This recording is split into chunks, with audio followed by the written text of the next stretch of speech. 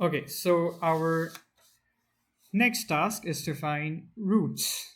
Square root, cube root, however many roots we want to find. So one term that we come across is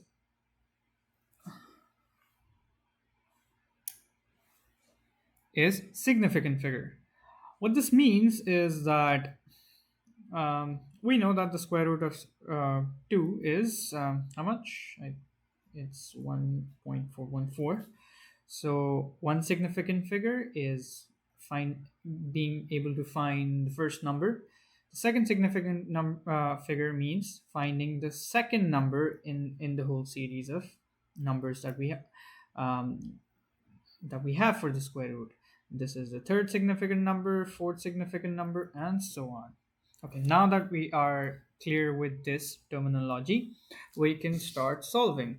So the question that we are gonna do is we want to find the square root of 3. Okay, so for that we say that okay, square root of 3 is equal to a number, let's say a variable x. Okay, if we square both sides, that gives us a 3. We bring it to one side is equal to 0. Now we can say that this is a function of f. This is a function of x. We can define it as x squared minus 3. We can also call it that this is okay, y is equal to f of x. And in mathematically writing it like this, we can say that this equation needs to tend to 0. That means that this equation should be closest to 0 or even equal to 0. Okay, now that we have this equation, now we can start solving it. So let us assume, okay, so what is the highest value or the lowest value you think could be for x? So let's try with the highest one. Let us try the highest value could be the number itself. So try x equal to 3, right? So y is equal to 3 cube is 9 minus 3 equal to 6. Okay, now this is greater than 0, right? Now let us try the lowest value, which is x equal to 1. So therefore y is equal to 1 minus 3, which is equal to minus 2, and y is less than 0 in this case. So now we can say that the value of x will lie between somewhere between 1 and 3. So the value of root 3 is somewhere between 1 and 3. So since it's somewhere between 1 and 3, we can just simply take an average of both of these numbers. So 1 plus 3 divided by 2, which is equal to 2, right? So now we calculate what is the value of y if we keep it as 2. 2 squared 4 minus 3, which is equal to 1, and 1 is greater than 0. Since it's greater than 0, we can say okay, root 3 is gonna lie between 1 and 2. Okay, now taking since it's between, we take an average again, 1 plus 2 and divided by 2, which is 1.5. Okay, now putting this value of x into the equation again, so 1.5 square is 2.25 minus 3 equal to minus 0.75. And so we can see that this is less than 0. Since this is less than 0, we can say that the value lies between 1.5 to 2, right? Now remember, we are finding up to two significant figures.